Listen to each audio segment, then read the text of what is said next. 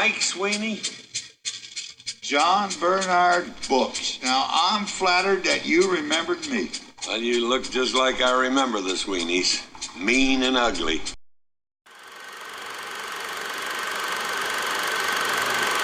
Hello to all my classic film friends. Thank you for returning. I want to go ahead and welcome any new visitors. Go ahead and hit subscribe so you'll get the new episodes as soon as they come out. My name is John, and today on Classic Movie Review Podcast, we've got a great movie. I've just come back from Podcast Movement down in Orlando, Florida. Had a good time down there and learned a lot, and I hope to increase the quality of the show because of it. So today's movie is the great Western classic, The Shootist, 1976, which was John Wayne's last movie. Wayne was plagued by cancer during his life, and his death was also linked to cancer. That makes it more interesting that he chose a movie about an elderly gunfighter dying of cancer. Don Siegel directed the film that was based on a novel by Glendon Swarthout, published in 1975 and having the same title as the film. The movie has a relatively low 7.7 rating on IMDb.com. On RottenTomatoes.com, the film has 90% on the tomato meter and 88% audience approval. The great film critic Roger Ebert gave it 4.5 stars and said, quote, "Books settles down to die, but all these gunfighters had the same problem. People weren't content to let them die in bed because they made too good a trophy. So there is a tricky dilemma, to die with some measure of dignity and to avoid being shot in the meantime. As the film opens, Books has 8 days. You will be surprised with what gentleness and humanity he lives in before the inevitable gunfight at the end. And unless you have already discovered that John Wayne is an actor as well as a movie star, you will be surprised by the dimensions he provides for J.B. Books," unquote. There are a lot of returning actors, and most of them are great, as are the new ones. Actors. Right, and I'm a Shakespearean actor. John Wayne played the role of the dying gunfighter, J.B. Books. Wayne was covered in Chisholm, 1970. Lauren Bacall was amazing as Bond Rogers, a widow running a boarding house and raising a teenage son. Bacall was first covered in the film noir Dark Passage, 1947. James Stewart stepped out of retirement to play Dr. Halstetler, a man trusted by Books. Stewart was first covered for a film where he starred with John Wayne, The Man Who Shot Liberty Valance, 1962. Richard Boone was Sweeney, another ill-tempered fellow that had vowed to avenge his brother who was earlier killed by Books. Boone was covered in The Alamo, 1960.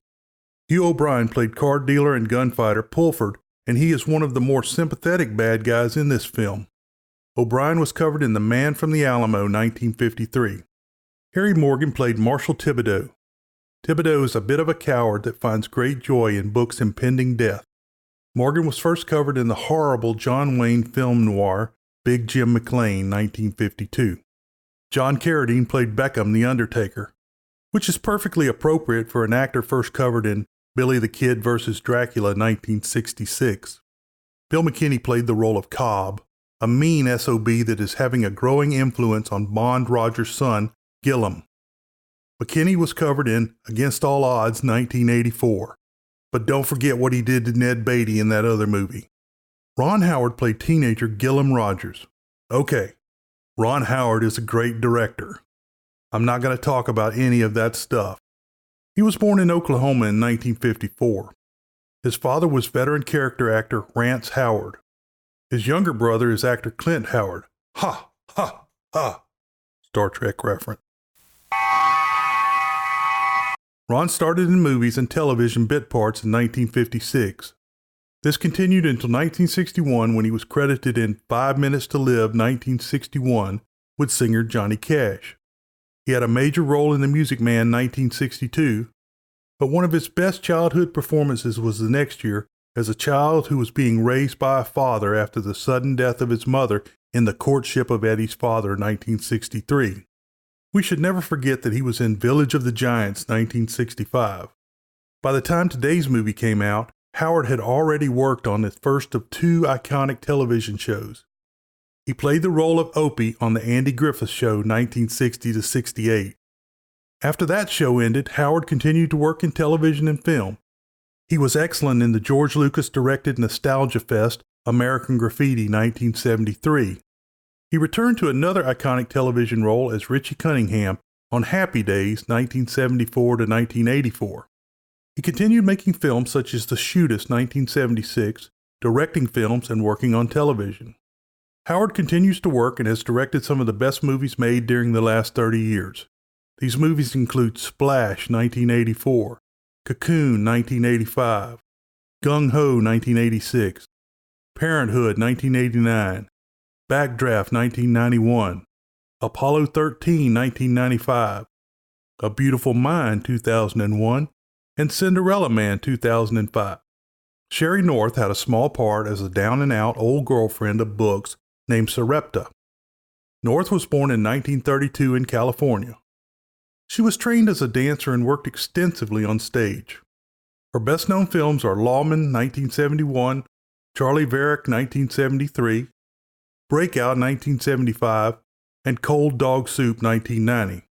She also had a robust career on television. North died in 2005. Scatman Carruthers played Blacksmith Moses. He was born in Indiana in 1910. Scatman was a singer, songwriter, and musician. He was active in the Chicago jazz scene during the 1940s. He began working on radio in 1948, and by 1951 he was appearing in movies. Scatman was in a number of important movies such as Porgy and Bess 1959 and Hello Dolly 1969, but I remember his voice from the animated Aristocrats 1970. He appeared in Lady Sings the Blues 1972, Blaxploitation Black Belt Jones 1974, Linda Lovelace for President 1975, and oddly, I'm Not Gonna Comment. He was in the great One Flew Over the Cuckoo's Nest 1975, the Gene Wilder Richard Pryor comedy Silver Streak 1976, and a great small role in the final John Wayne film The Shootist 1976, and the Clint Eastwood Thing Bronco Billy 1980. The next two movies are really important. He was given what was a big role in the book, The Shining, but in the movie of the same name, he rode up the mountain and died. He was still good. In Twilight Zone the movie 1983, he played the kick-the-can guy in the nursing home. It makes me cry every time. He was in a cute John Travolta Olivia Newton-John film, Two of a Kind 1983, and he was the voice of Jazz in the Transformers, the movie 1986, and I don't know who that is. On television, Scatman did the voice of Hong Kong Phooey 1974 about a karate fighting dog. Look it up if you don't know it. Also on TV, he played Harlem Globetrotter Meadowlark Lemon in Harlem Globetrotters 1970-71. He did the voice for the Super Globetrotters 1979, and he appeared in the Harlem Globetrotters on Gilligan's Island 1981. He also did voices for Scooby-Doo films and television. Scatman died in November 1986 and was inducted posthumously into the Black Filmmakers Hall of Fame in 1987. Using archival film and uncredited, Christopher George was a Books victim in Flashback, who I first covered in El Dorado 1967. Bob Steele was also a Books victim in Flashback, who I first covered in Of Mice and Men 1939. Leo Gordon was also a Books victim in Flashback. Ricky Nelson was a fellow lawman in Flashback. Johnny Crawford was another Books victim in Flashback. Another uncredited Books victim was Jonathan Goldsmith. Goldsmith was covered in Go Tell the Spartans 1978. He is the original most interesting man alive. Story. Let me explain. No, there is too much. Let me sum up. Gillum Rogers, Ron Howard, begins telling the story of J.B. Books, John Wayne, as gunfighter and lawman. They show clips of killings from other John Wayne movies such as Red River 1948, El Dorado 1967, and Rio Lobo 1970. The 19th century fades to the 20th century. J.B. Books is headed through a mountain valley when he is set upon by a robber. Books pulls a derringer and belly shoots the man. He leaves the man to die. He rides into Carson City, Nevada, and the year is 1901. The town grew as a result of a silver strike and was the location of one of the U.S. mints. In the movie, the town has moved away from its western roots, and this is symbolized by a mule-pulled trolley car that runs on tracks down the main street. In a Cobb's Creamery wagon, Cobb, Bill McKinney, and his young assistant, Gillum Rogers, pull up to where Books and his horse are blocking the road. Cobb is snotty with Books and almost draws on him out of sheer meanness. Books goes to see Dr. Hallstetler, James Stewart, who he trusts because the man took a bullet out of him some 20 years prior. Books has a fancy silk pillow that he stole from a cat house that he sits on. Books has seen the doctor, but he wants Dr. Hallstetler to examine him without knowing what the other doctor has said. Books describes the pain as being in his lower back. The doc begins with a rectal exam. All right, whenever you get ready, just bend over the table there. Trap door down. After some research, the doc confirms it's cancer, but they never say what kind. The doc says he has maybe 2 weeks to live and that he can do anything he wants until the pain gets too bad. The doc sends Books to the Widow Rogers boarding house. When Books gets to the boarding house, Gillum is outside sweeping. Bond Rogers, Lauren Bacall, rents a room to Books. Gillum is a little resistant to taking orders from Books. Books makes arrangements to eat in his room and to have his clothes clean. After some fussing, Gillum takes Books' horse to the livery stable. Books gives his name as William Hickok to Mrs. Rogers. At the livery stable, owner Moses, Scatman Carruthers, tends to the horses while Gillum looks for whiskey. Under the saddle, Moses sees the name J.B. Books carved in the leather.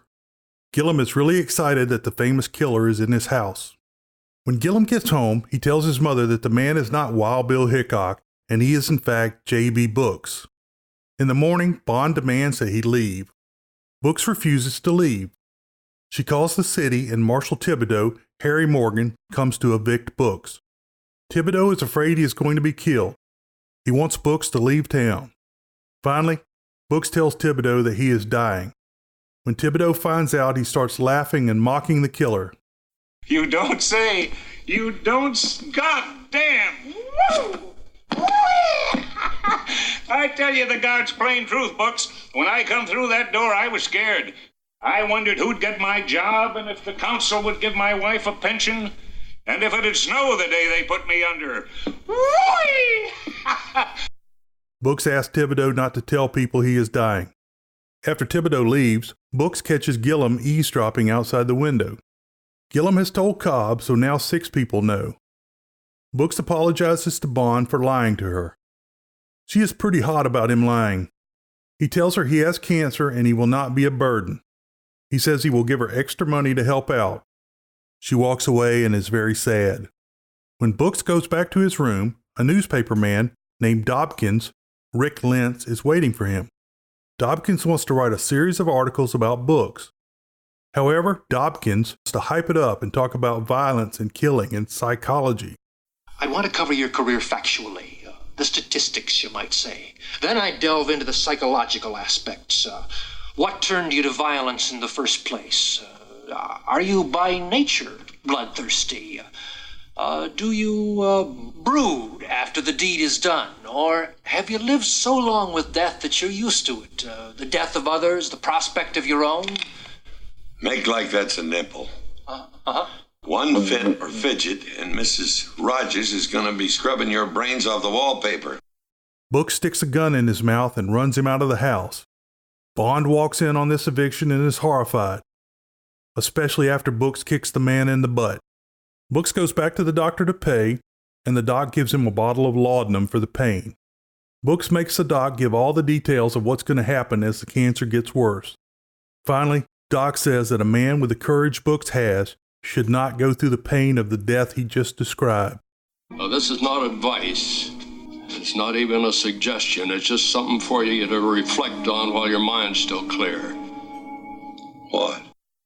I would not die a death like I just described. No. Not if I had your courage. Bond comes to Books' room. She apologizes this time, and a bond of respect begins to grow between the two. Books asks her to go for a drive in the country. She refuses at first, but Books wears her down. Pulford, Hugh O'Brien, who works in the Metropole Saloon, finds out that Books is dying. He thinks it's too bad because he believes he could take Books in a fair fight. A man calls Pulford a liar and is thrown out of the bar. He comes back in and shoots at Pulford. Pulford shoots him through the heart at 80 feet. The next day, Books and Bond go for a ride in a buggy. They get along well. They talk about Gillum and his need to let the badger loose. Every young man feels the need to let the badger loose now and again. Tell me, what does the JB stand for? John Bernard. Yours? Bond. That's a crackerjack of a name for a woman. On the way back to town, they run into Sweeney, Richard Boone, who is driving a horseless carriage. Mike Sweeney? John Bernard Books. Now, I'm flattered that you remembered me. Well, you look just like I remember the Sweeneys. Mean and ugly. The men have some history, but it's not brought out until after he leaves. Apparently, Books killed Sweeney's brother.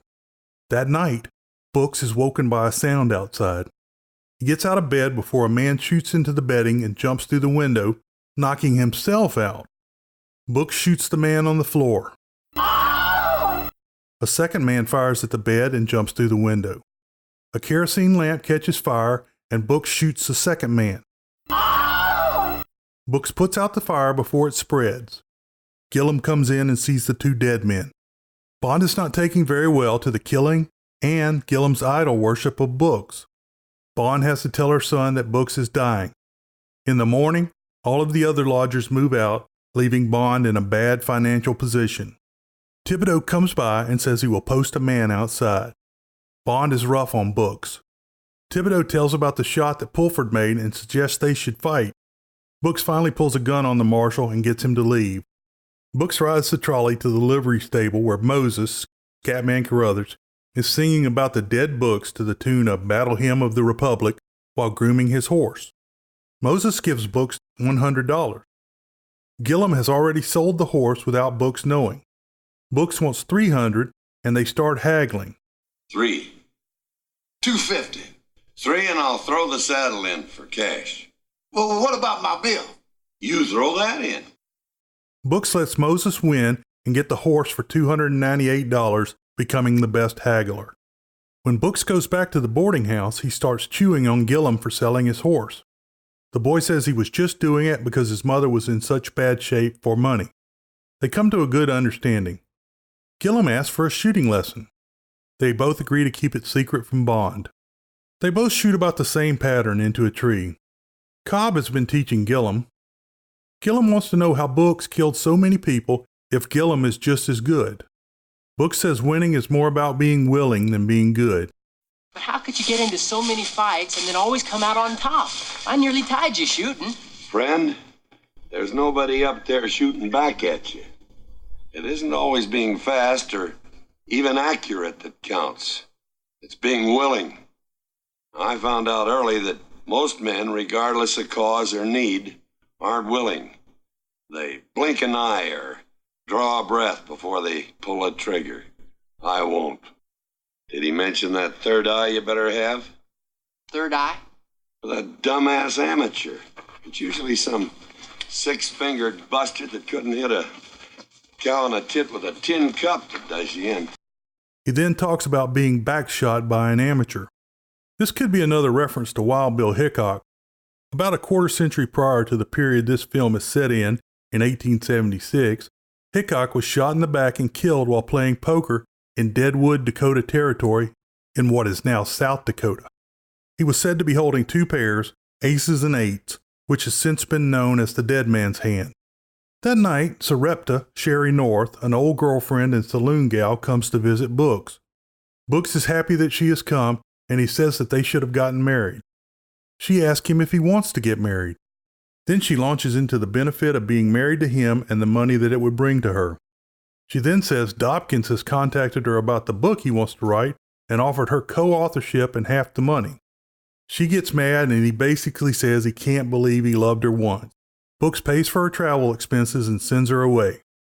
The next day, Books gets up and hears Bond singing and playing the piano. He is very happy. He asks to have his good clothes cleaned because he will need them Monday. She tries to get him to go to church with her. He wants his death to be private. They get into a little spat over religion and souls. My soul is what I've already made of it. No, you're some godlike creature of infinite knowledge, aren't you? I'm a dying man, scared of the dark. Damn you. Damn you for the pain you've brought into this house. It ends badly. Books goes to get his hair cut, and Beckham, John Carradine, the Undertaker, comes in to talk to him about his funeral. Yes, sir? I'm Hezekiah Beckham, the Undertaker, sir. How do you do?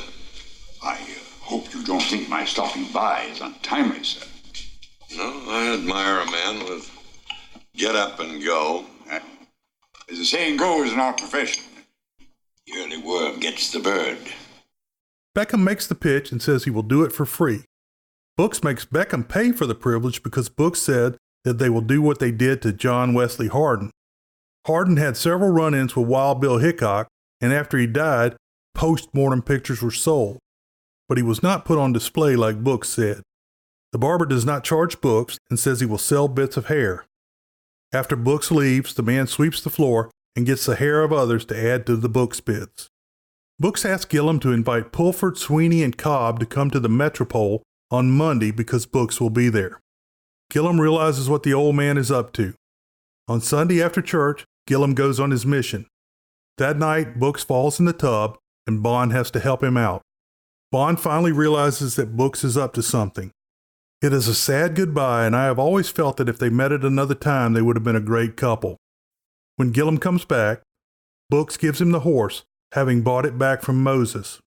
In the morning, Books leaves most of the money for Bond. 2 men deliver the headstone that Books ordered from Beckham. At the Metropole, the bartender is setting up for the day when Pulford comes in.